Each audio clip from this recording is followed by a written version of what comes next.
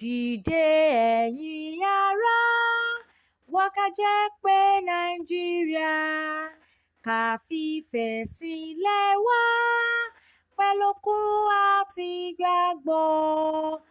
Iṣẹ́ àwọn akọni wa kó má ṣe já sásán. Ká fi tọkàntara ilẹ̀ tómìnira tàlàáfíà sọ́dọ̀kan.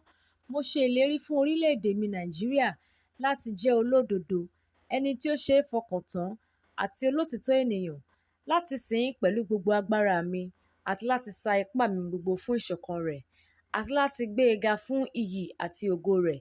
Kí Ọlọ́run ràn mí lọ́wọ́. Dìde ẹ̀yin ará, wá ká jẹ́ pé